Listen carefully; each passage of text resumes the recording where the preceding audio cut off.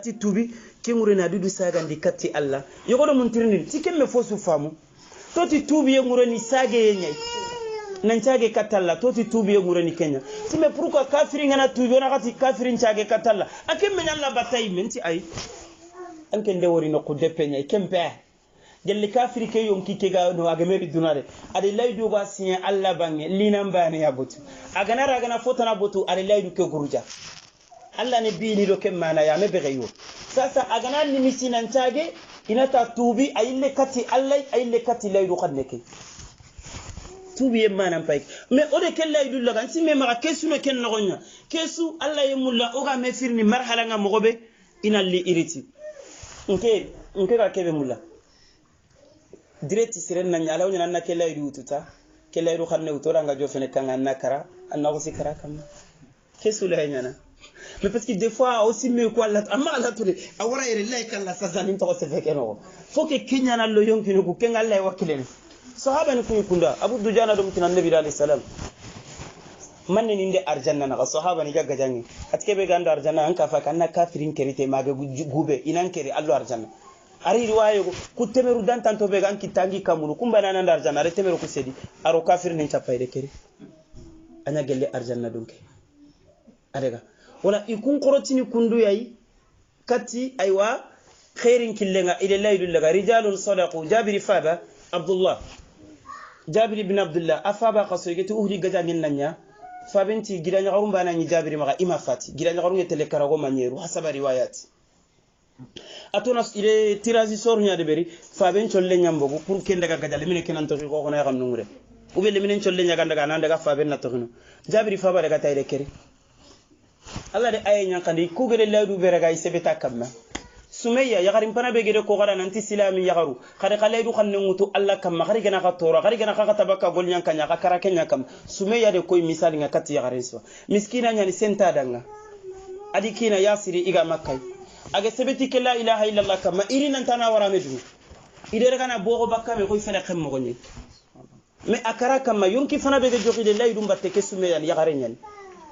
Bilal ibn Rabah ide rosse injumbenya masenye kesu tenga fete kesu girindi iga gido lona kama iga kata ida mangirada me ahadu bane ke ali sebeti ni Kenya kama kalle ni mutaka Bilal gakara ke la ilaha illa Allah ya kama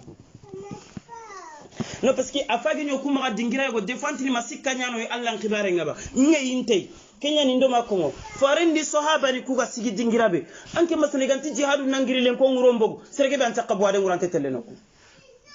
serege be ansa kante bakka parce que fay la kunyamero sondomunga Hanzala al-Ghasil ake manyonyani aroti manyonga ake roti manyonga fejirindima adi manyonyi mawro adi manyu yagare ame gira ga tele janaba ngan kadi manyonga sakalle maw gangol linanti korongiro daga gaja uhuri ya kafirin inde aywa kafirin so anke sma ko tanantini silama ko ngajanga Hanzala dire adi kafanya utu ame janaba wan adaga ide keri adi manyon to ko kan o ko agani le njurun ko ngengo bana manyon ni megan ante bi ngana ngatelle na buka daga direct annabi alayhi salam agera tinda Hanzala wuri malaika nu nyaga me firni da fure mbatte ga janaba ngan yaqinti ti annabi gango ke ganyirono Hanzala din ke yani kompenga adina tanyangira daga ide keri ولا أنقوا الليل خنونا وبأهد الله أوفو قد سبتين دي كن أنتوانو تمار الكعبة حجر الله صار جري بينا كبيغان أبي نمرو أقول لين ينجر الجنة مثل سوغنا أمر بسم الله الله أكبر تيمو هزين يعني أنت اللي أسيني تامبونيا الله نجد الليل خنبي وكون أنتي لمباني أبوتنا يا كم من باقي فرق كين النار أنما كتاب بسم الله أكبر أنا سيدان دنا يوم القيامة خاتي جنوبني كوغارين أوغالا بنيغالا بنا غسفينا agani kuloru tanaga neno asasa ankene simana khurumina sasa hija honde umra gum Allahu akbar iyadan billah non pami besu gana daga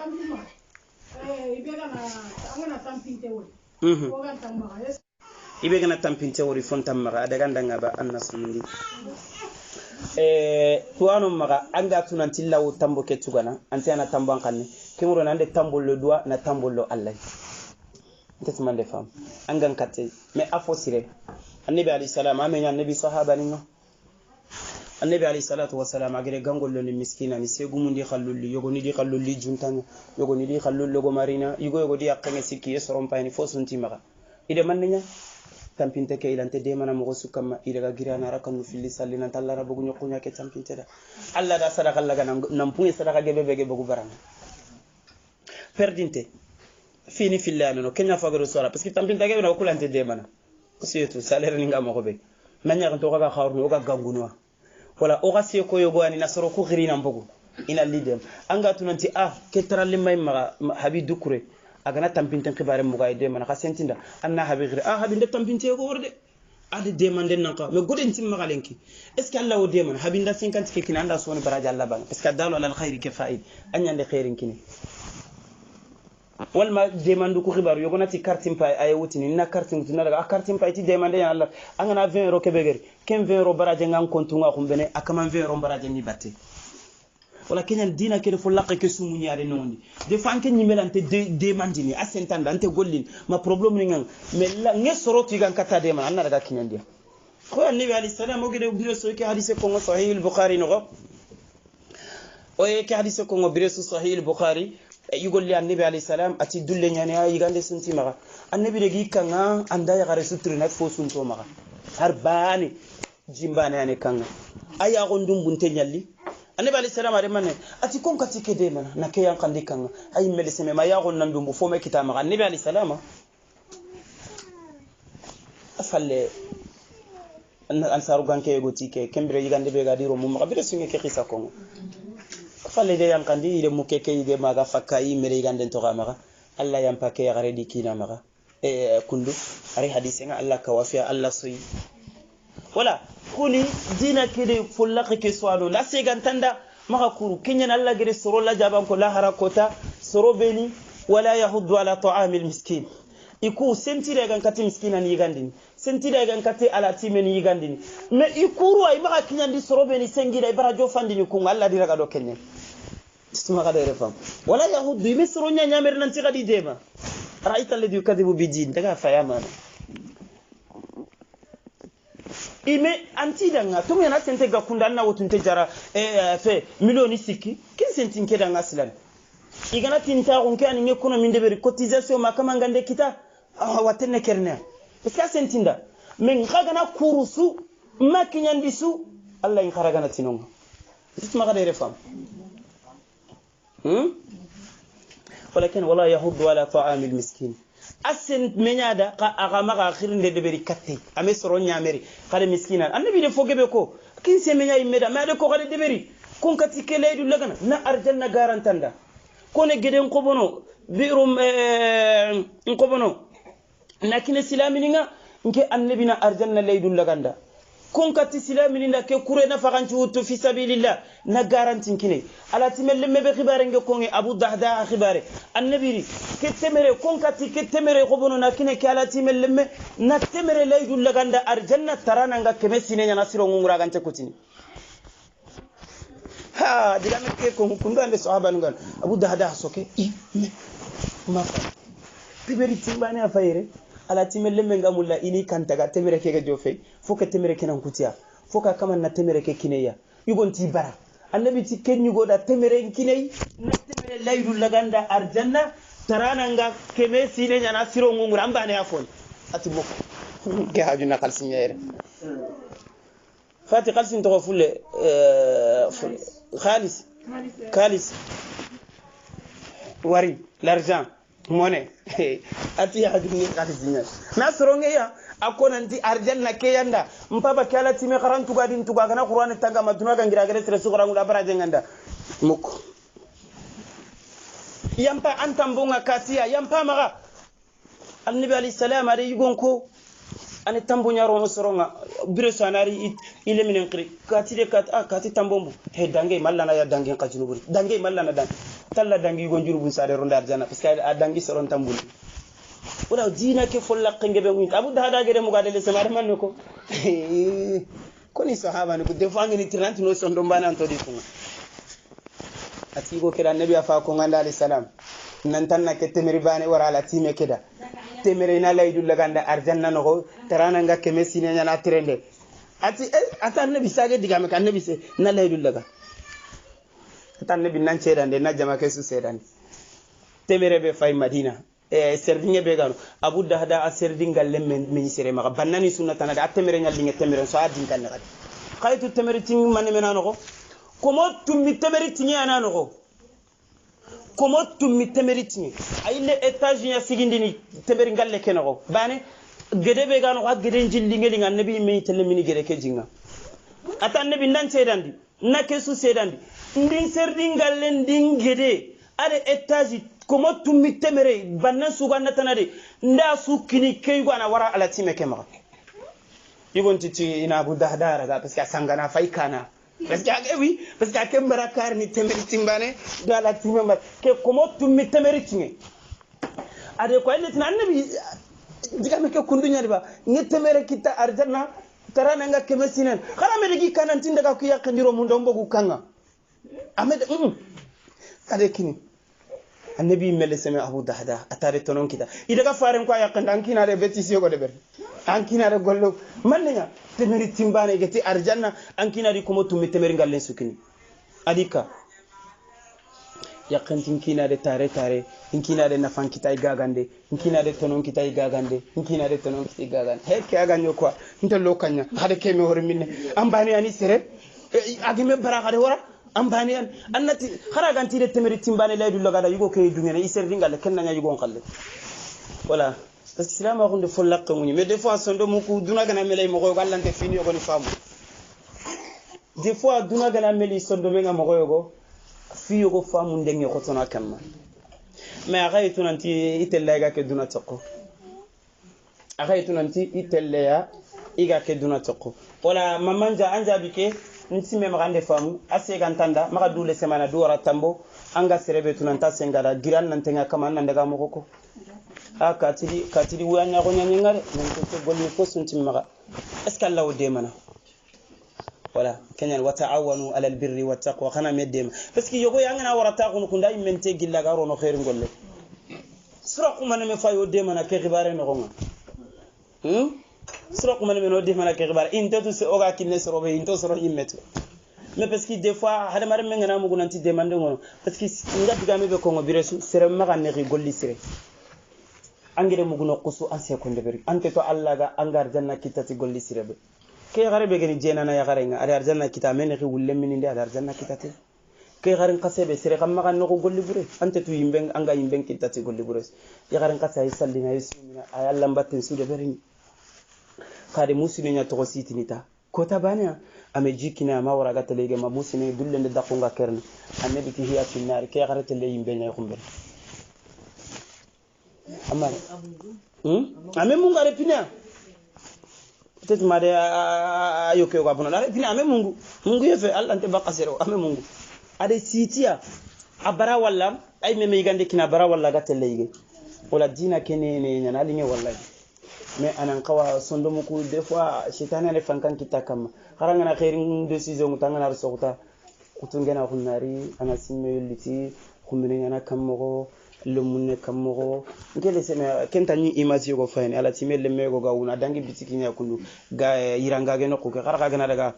simme ma la sapel nokko ku vestini ku de fay ngaga gana hada mare nde summanu ku sikira munge akem pa sikira men ta ya nge ku iran suru de senga solle daga sikiburo sine mu maga sikato ko ngulu birante mpay terene to punta tayira mente me desenya fa to puninga ya de iram et puis vesti suru nyana iran suru me ko kora kitagar salla daga baka iram bo gonte nyani are ya khanja de sonko ouais parce que bidé ke fa kella hala kenyani timmaga allen kibare masala sere jonga sere bere meganta maga ana sondo men pe indinia magamba na ko masala miskina jo magallengu ma ko masala magam paba guma ko magam masala la timelo munjo angan kati de mana ni kurundi idema wal masagan kallana maga wosota amma ya jongane simmandini wal manke kayti ngam maga anga wal mangi golli ni kontaranga maga anga wosoran keke golle be gi maga gebe ke fetta khuna kor khar golli bana mamma ko ta kenanga tam maga nya goro gumende sukra gume kamende fina kammen garin gorogumen daga ta ga wunu sukaragumen ti manne kanya ati he nkanna kamme ke gana ramme ngorom bonon sukaragumen ta dika akhene ngitu jingana raga serebe khalle bonon dini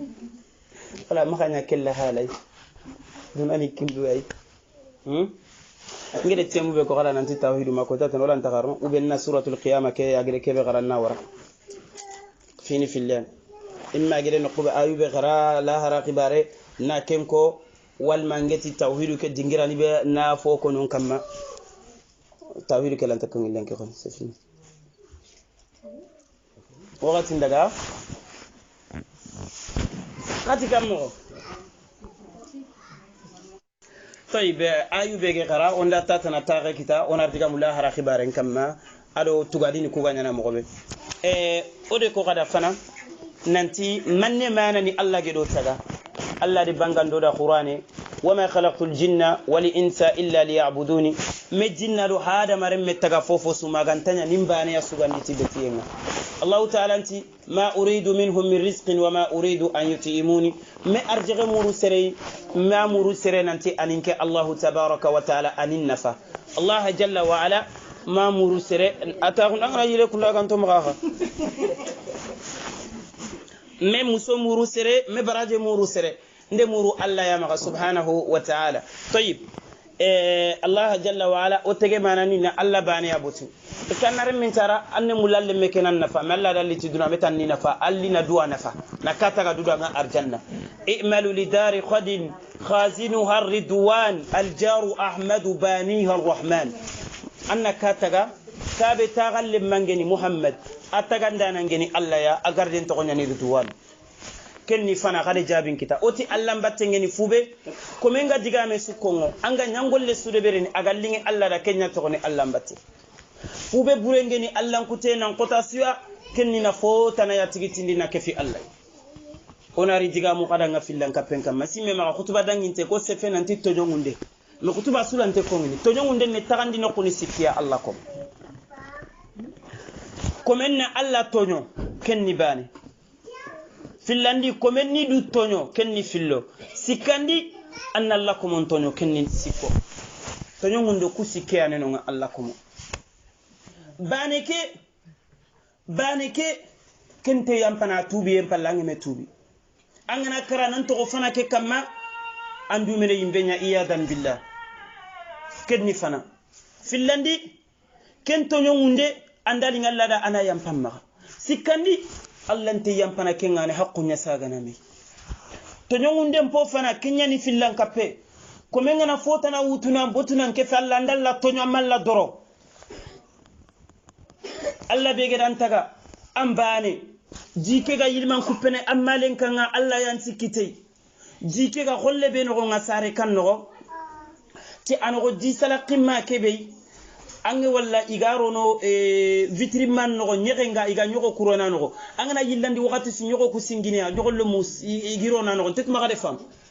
Allah ta'ala ne kemme yaro yagare lenka agana bifi remme ke singinia anda singiremme singinia anda nipa foy no anteremme ke kita jisala ke ado anda fena ane murmunun dinia Allah be gede kengarano abane sigitanga are sumpun katingara amma yigandenge jofena ngamma minnenge jofena anga Allah ta'ala ari anga bangene Allah gan korosini annan kinye hatta idha balagha ashudda wa balagha 40 sana anna li fotana wutuna kefi Allah ya kandi tonya anke fisiringalle anke gacentanga ammungude Allah anke nari Allah ta'ala ngana nyameri kebi patron ngana nyameri keba nalla kallen to ngana patron kallen mutanna ko tante nganda na ta ko fosunte bakke amalla duru annari ke duna nam marasa ande nabure menyir ni duna ambane yali nye ina sumpun kaccen ko tande iran kaso kunyere angana isagene katalle na mborana bakka fofo so antoro ke fosunte na subakke ina toro ko wasana ya khadi ina mpana ina daga so ndalla jommenga khudun nari katanga angeri mo gobe anyille ne kundunya kanke ngara rangana kite ila mana kita anna Allah kutati ampa ke khalsi akinne modi ngana fotana botuna ke fi Allah ya khadi Allah ne man Allah kutati fini fillano no nema ngana kinanga imma anna golli Allah killanga lante ma Allah kutati hada maremme innal insana lakanu li rabbih lakanu hada maremme fisiri ngalla Allah kutanga kabura maqatan ind Allah kutiga mur hada maremme be gana fotana ya botanga kefini Allah subhanahu wa ta'ala to nyongundem fo fanani fillan kapenya Allah kuma luqman de kenya kire menda ya bunayya la tushrik billah lamma gqoto mogosu ma fotana kefalle inna shirka annatu fillan kapela zulmun azim to nyongundem fo khorenya afillandi komen ni du tono khaytu kenya na kammo ha khaytu sere ni du tono ganya na mo be konetu ile gana tunafu vuni sikikine anga junubu bede ber nanyi mande du toro tayego khoyi khayi kasogomba khayi kasonka gore ke legalisé o kwante le juma salita juma su sasa alhamdulillah amo gon siro fonne o akhi ngoro Ibrahim Drama sallinita sino ganyi no kwante le juma su o gate le salita o ganarita wakile campagne ne ka ganarita ke kasonka gore yogoni de balabala nde murte gardini ne lakke nyangu ni tay nallo ndanna khutuba nde ber tanange hafidul qur'an ni no yogo no bege ina rokka so de gare nya site anni ni ga waju nde ber idi mechu tayo non to khutuba no bane nyangirti bane palle guma emre ses ale katuna yere sukara ambane adine no sasa do alhamdulillah yesere ngalla nan ko rosa ngana duguta dan nabu har tayo go anyim maga golle nga kota kanne din kita misir la har kemme gin kitani parce que ngenyiro no kason kanga legal segu fanga kala qesro be nga kayitu kason ka horeke ngenyiro no dimmabe o mamma yogo irona duwa akina yenonga adalla sino mane meketa yaghru fillah ma france rani continuer ngolle ka khibare mbona maga ide tari ay kason ka horeke kembra suyin tu sira sugano ngenyiro no kason ka ke ngere chefu be nyuno adillo ndi ma mungu aga déclarer ne nantillo ngono meboko la bakka kebe gano atinte bakka ta ha hotore la ilaha illallah duna to nyani maka ango to ante urongile ntu ma problème ngana kita ndame nyani li khutuba ti preuve suntono na ko nanti kasole me feti nganto do horalle nde fonne nyano à peu près l'air ni man ndo garam mo ko suganda sukri ira ko ta jumani kita golle ande la ilaha ndan sonde men bonna kota après il est kenya gari janka ken ka daga so wa mi ga serenya wala makka na daga ken chef batte agara ga himbagan ntakara mo to nyana lampe ga jumari en keme sakay wala ngari ni kebe ko ngari ni kasonka ke histoire be kono komen ni du tonyo nge jo feno medunga kongo ngo ayo go yana ngana daga fe ina la do kaso ngane ken kongo no gardien tono ayo me la kongo en fosi ako ayo ganna duro problème anyi medo duro problème anyi mande du tonyo de ha mais awo kellante ko ngini no wala kundi meni komen ni du tonyo anna daga junubu de beri anna daga duro nogo anna yango de beri anna daga duro problème nogo ko ya jare be yogo do kita o malmati yogo kenga hati nyimme fay yogo ande khiri nanti agana bogu sine kerna ida foton kine bandini adi du tonyo parce que ay menene yande ko ay de plenti londi daga le mine keraga de rokasonga legeri timal matu kena nyampa maga daru mendade mekita atiti yampa ide ga meri ngai de kayti sine tout ça daga deni gendarmerie ni police ni tanken dugu tangol la to ko adana ba awi ibra walla ame konde tono ay menene ke yande kinyandi doa ay menene nyande kinyandi doa wala comenni du toro kenni anyi megana duro problème no ga ganya nanda la jaba yawm al qiyamah anyi mende du toro de Allah ri qurani wa ma rabbuka bidol me kenni nyan annan campagne me torande annan nyanga garu ko roni anga fini yogoni de ber ma jo fasere ko kinyani yogoni gatini kakum ma jeni yare ma gante fende kanne buren ma kum ma igana serella gananti de ke mamma raga kana yampim ma Allah gano da khadrono minda ke papa raga nanti de ke go khasera ga jeni nya ay sikki wal me de ke go khasera ga ma gante fende sorondo gono koy aka kun khati ma gante fende ke aburen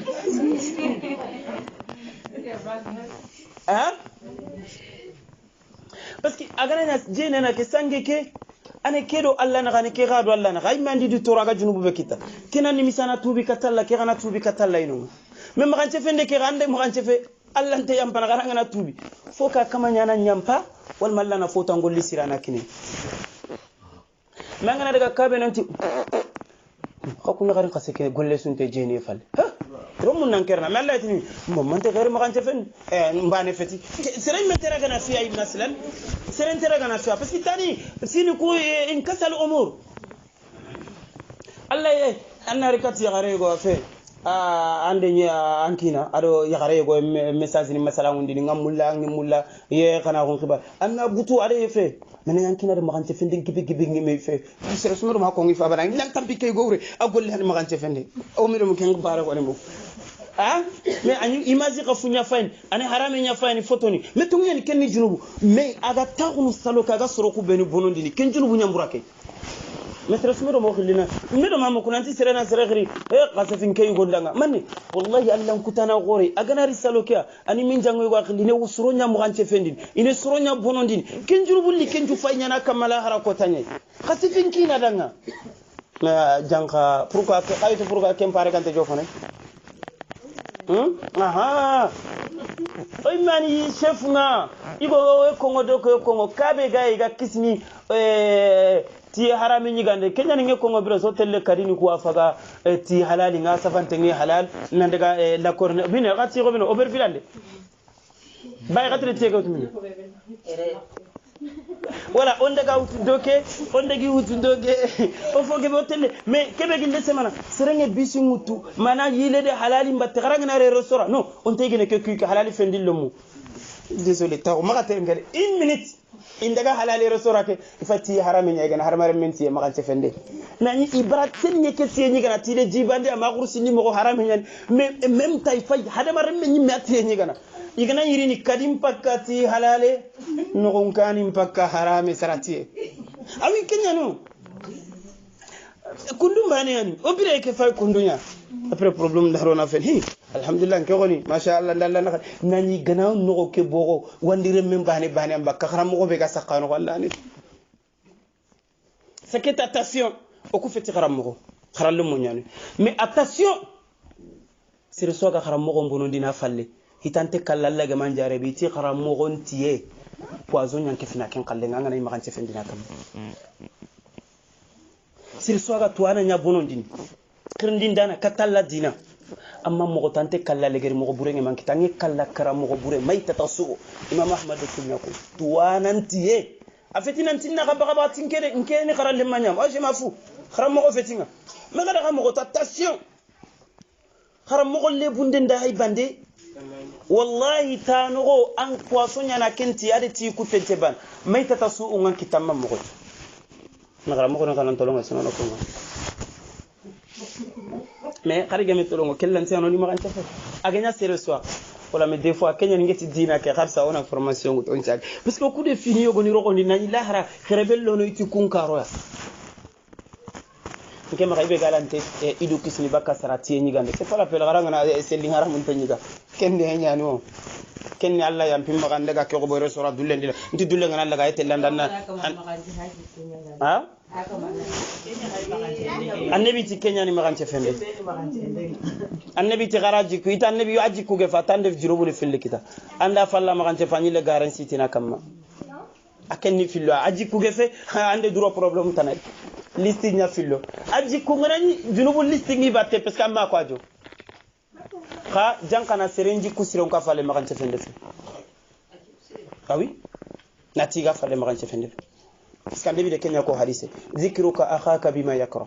anna foko an ngarim palle kebe aganti mulla imam kenya ni magan fende iti ara afara aita in kana fi akhi ma aqul jikube gay nga jikube ko ngante mullina mugude mais aji kunyen ati kenya to ko ni magan fende ka ngana jikure ya jikufe kenni garenya na sita kam magare ba faqat ba hatta ande garenya ti fe burtan mena tiga falle magan ce parce que annabi ti kebe gante linga da gante mulina kebe mugi falle ngana kenya ko falle ande junubun ki maga mulina kebe akati ni sadaga mbakana akat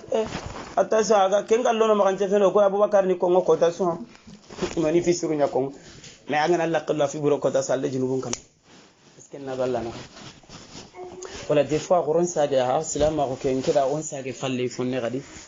corona afa musiringa parce que ore fini yogo ni saketi hiju ke khibare bogede kunko kunsu parce que a kunjo goni me famu haqqilani lemna mbucunu ngalla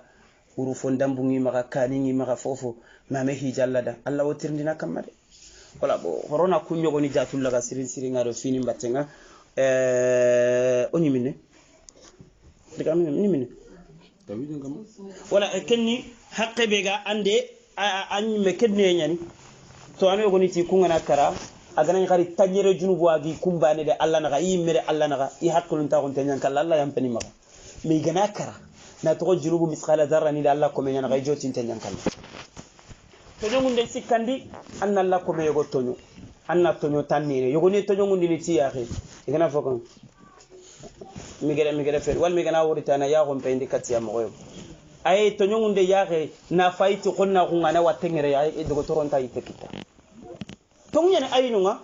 angel mun yogoni walla wuri mo ngana fendi kana ne bali sallu mun ngone bakka khadi ruqya nde beriya khadi du'a woni khari kam sunu allah tele zaman nokko yogo yaxe ke tonton alle menga ganari fatan ko mun banani adallana kan te kenni tekita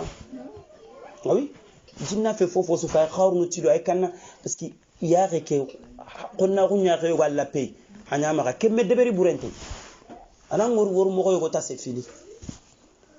wal malaquna tenga mo yogo tan allaga kiswi mar khirsunga tan allaga na kisni baka ya gonde laquna ça veut dire faut deberi bure yani ko kena ni bigana baka ga tangay muru nan lo mun ko khani kharamundi sino ali ragana tay tanongunde legere nyani ko menni ime hadamare metonu ken koni qaymenan kiti parna nabi hadisen ko sahih muslim annabi alayhi salam atila harakota khani haqqu susagandini bani hari tamise begere I jagandige begeri funin takina bennen to reena jogi alla na kera bennulle ani tambon tuga kay afalle inanya seinjuru ati kenyana ferebe gana nyagede fereke funen dampu alla na kay kharitina fanka kera na ferbane kendam ke gana nyagede sugo begeri funen qini in kayille ne seinjuru fokalla nan kiti ke sugo gani kapalle mankini inanya seinjuru afalle arjanna de yimbenton nagatirna har marum nyana kam ngana wori sugo ngi tambon tuga na men angede jigambani suko sere su falle la harakota alla kitini kana kenen oti to ana yogoye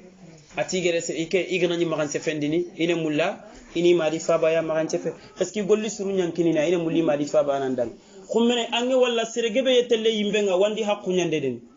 mamani ngi duwa yogo ko ngobire su ndaga ta gonan timbe duwa ke kama duwa goren tallanto golli suru kini tamballum ndet magadum kemuko numu mamani ko allanto golli surun kini tambal pourquoi parce que le golli sirenge ben deberi me tamballo mo la suutu katiri ga kundin torore ga kundin bonondi ga kunyande ko ko ga kundi hayba adillo kun ina awtina kine ga kumungudi dak ina awtina kine bane legeri tamballo mo ngesi ki golli suru nyeme ina fotu bakka tamballo mo golli buru ini ke fa golli buru ina sedi yimbe no nani ambane haqqe ga nani telle arjanna sirege be yono ngaddu yusula hara wandi haqqu jale robe yimbe ngare khaysara gebe wala zabanani maga wallahi wandi haqqunya qoron kono me haqqunga kenyan qoto duna fofoswa ken qayano ko gono geme laqi wandi haqqenyo geme yoga maganti fe dante kala ko geme rosire tan haqqenyo fe de kente bakami qoron kono allah subhanahu wa ta'ala way wallahi re allah ganne kita hame go hondi inshallah tari onar diga mu kesu kamma